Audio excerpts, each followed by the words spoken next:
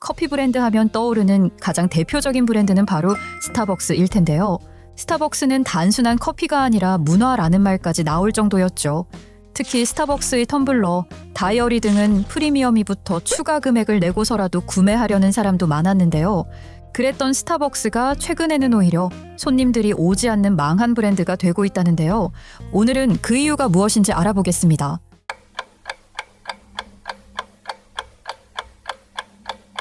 스타벅스의 1호점은 1999년 서울 이화여대 앞에 문을 연 이대 R점인데요. 당시 타 브랜드 대비 비싼 가격이었음에도 스타벅스의 인기는 상당했습니다. 그 인기는 수치로 나타났죠. 1호점 개장 이후 5년이 지난 2004년 100호점을 달성한 겁니다. 특히 2030 여성 고객을 중심으로 마니아층을 형성했는데요.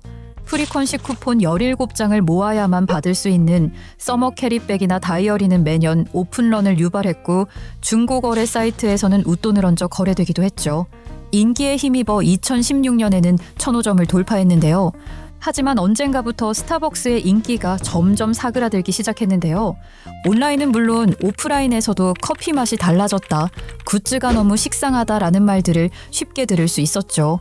가장 큰 이유는 2021년 스타벅스의 지분 구조가 바뀌면서였습니다. 이전까지 스타벅스는 미국 본사와 주식회사 SCK 컴퍼니가 담당했습니다. 미국 스타벅스 본사와 신세계 이마트의 합작법인이죠. 그러나 2021년 이마트가 미국 스타벅스 본사가 보유하던 스타벅스 코리아 지분 50% 중 17.5%를 추가로 인수하며 단독 최대 주주가 됐습니다. 이후 SCK 컴퍼니는 미국 본사와의 브랜드 협력은 유지하되 한국 시장에서는 사실상 신세계 중심의 독립운영 체제로 전환되었죠. 단독운영 체제가 되며 스타벅스는 글로벌 본사 운영 방침과는 달리 진동배를 도입하고 배달의 민족 입점, 구독 서비스 등을 도입했죠. 여기까지만 보면 국내 사정에 맞춘 현지화 과정으로 볼 수 있지만 문제는 그 과정에서 고객 경험보다 수익성과 효율이 더 우선시되었다는 점입니다. 이런 변화는 곧바로 소비자 경험에 영향을 주기 시작했습니다. 스타벅스는 구독 서비스를 도입하면서 한 달에 9,900원을 내면 매일 음료 한 잔을 30% 할인받을 수 있는 버디패스를 출시했는데요. 하지만 정작 이 쿠폰은 오후 2시 이후에만 사용할 수 있다는 제약이 붙어 있었습니다. 많은 사람들이 가장 커피를 많이 마시는 출근 시간대나 점심시간엔 사용할 수 없도록 설계된 거죠. 소비자들 사이에서는 할인해주는 척하면서 사실상 아무 때나 못 쓰게 만들었다는 불만이 터져나왔습니다. 커피 구독제라는 신선한 시도였지만 소비자 입장에서는 가성비도 실용성도 애매한 상품이었던 겁니다. 오랫동안 스타벅스를 대표했던 굿즈에 대한 실망도 커졌습니다. 한때 프리미엄 중고거래가 활발하던 프리퀀시 굿즈는 2022년 여름 서머 캐리백에서 발암 물질이 검출되며 대규모 리콜 사태로 번졌고 브랜드 신뢰에 큰 타격을 입혔습니다. 이후 굿즈 품질에 대한 신뢰가 무너지면서 줄 서서 봤던 다이어리조차 예전만 못하다는 평이 많아졌죠. 심지어 신세계 유료 멤버십 가입자에게는 별도 조건 없이 굿즈를 제공하는 일이 생기면서 스타벅스 특유의 희소성 감성도 퇴색됐다는 이야기가 나왔습니다. 문제는 내부에서도 터져나왔는데요. 굿즈 마케팅과 프로모션이 계속해서 반복되면서 매장 직원들에게는 본업인 커피 제조보다 이벤트 관리와 판매 압박이 우선시되는 구조가 생겨났고 2024년 스타벅스 코리아 직원들은 두 번째 트럭 시위에 나선 겁니다. 굿즈 판매는 그만하고 휴식 시간을 보장해달라는 요구였습니다. 이전까지는 스타벅스의 파트너라 불리는 직원들에 대한 신뢰가 브랜드의 핵심 자산 중 하나였는데 이제는 내부마저도 지쳐가고 있다는 신호가 본격적으로 표출된 것이죠. 한편 커피업계 외부에서는 저가 커피들이 빠르게 성장했습니다. 대표적인 브랜드가 바로 메가커피와 컴포즈 커피인데요. 아이스 아메리카노 한 잔에 1,500원, 2,000원이라는 저렴한 가격으로 커피 시장에서 빠르게 경쟁력을 확보했죠. 브랜드별 시그니처 메뉴를 내놓고 시즌별 음료도 강화하며 맛과 가격 모두를 잡았다는 평가를 얻었죠. 뿐만 아니라 웹툰, 캐릭터 콜라보 등을 적극 채용하며 고객들에게 브랜드 가치를 높여갔습니다. 그 결과 2020년 1,100여 개였던 메가커피 매장은 2024년 말 기준 3,300개를 돌파하며 3배 이상 성장했는데요. 스타벅스는 최근에서야 매장 수 2,000개를 돌파했으니 스타벅스가 20년 넘게 쌓아온 매장 수를 불과 9년 만에 따라잡은 셈입니다. 반면 스타벅스의 매출은 겉보기에는 계속 성장하는 듯 했지만 자세히 살펴보면 실상은 달랐는데요. 2023년 스타벅스 코리아는 사상 처음으로 연매출 3조 원을 돌파했다고 밝혔지만 영업이익은 오히려 감소했습니다. 2021년 2,393억 원에서 1,908억 원으로 줄어든 걸로 확인되었습니다.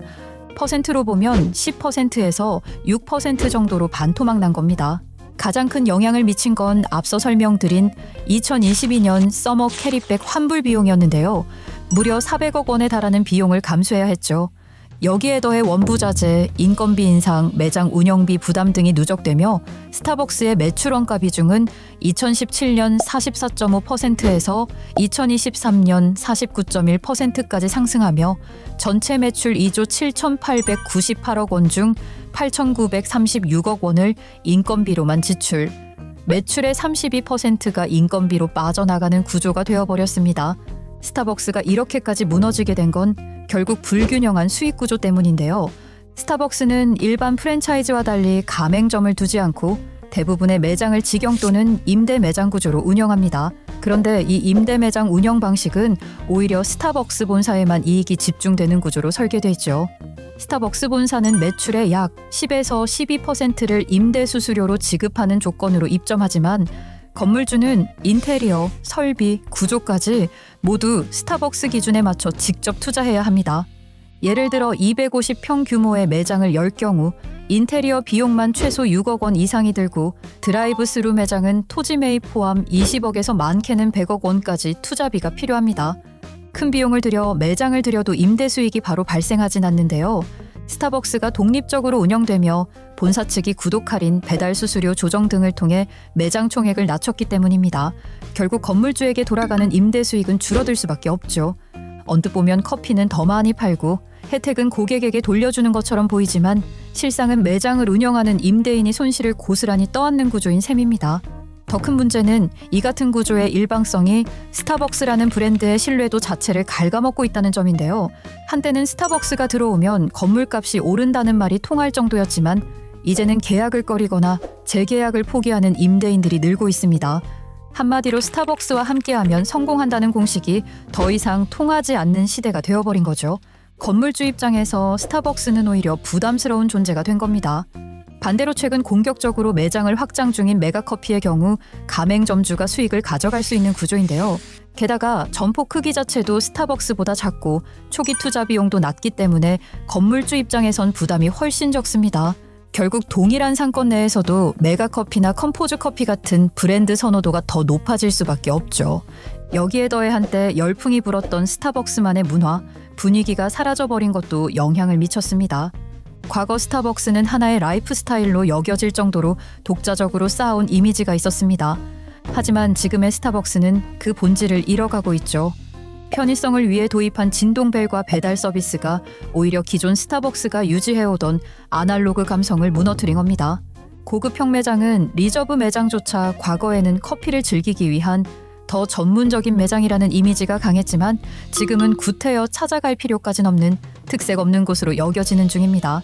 스타벅스도 이를 인지하고 강남 도산공원에 바 믹사토라는 칵테일바 개념까지 도입했지만 일부 마니아층이나 인근 주민이 아니라면 아예 운영 사실조차 모르는 경우가 더 많습니다. 방문을 하더라도 커피 한 잔에 10,000원, 케이크 한 조각이 15,000원을 넘어가는 가격은 프리미엄보다는 비합리적 소비라는 인식을 심어주었죠. 감성이 없어진 스타벅스는 이제 타 브랜드보다 비싸기만 한 평범한 브랜드가 되어버린 겁니다. 물론 스타벅스도 더 편리하면서도 과거 감성을 되찾기 위해 노력하고 있습니다. 2024년 리뉴얼된 1호점 2대점이 대표적인 사례인데요. 이곳은 단순한 매장이 아니라 90년대 아날로그 감성을 복원한 테마 특화 매장으로 다시 태어났습니다. 직원들이 직접 손으로 그린 메뉴보드, 손글씨 입간판, 라떼 전용 시그니처 메뉴는 물론 현장에서만 제공되는 각인 텀블러 서비스까지 제공하고 있죠. 한때 스타벅스를 특별하게 만들었던 공간의 감성과 고객 경험에 다시 주목하기 시작한 겁니다. 최근에는 리워드 프로그램도 14년 만에 전면 개편하면서 기존 골드 회원 중심에서 일반 등급인 그린 회원도 더 다양한 쿠폰과 할인 혜택을 받을 수 있도록 조정하고 있습니다. 그동안 쌓아온 충성 고객 기반을 다시 활성화하기 위한 전략인 셈이죠. 무엇보다 아직까진 스타벅스가 가진 상징성이 전부 무너진 건 아닙니다. 2025년 5월 기준 커피 전문점 브랜드 평판 1위는 여전히 스타벅스이며 과거부터 쌓아온 인지도는 아직 굳건합니다. 하지만 고객의 신뢰와 감성을 회복하지 못한다면 공격적으로 치고 올라오는 다른 브랜드와의 경쟁에서 점점 밀릴 수밖에 없죠.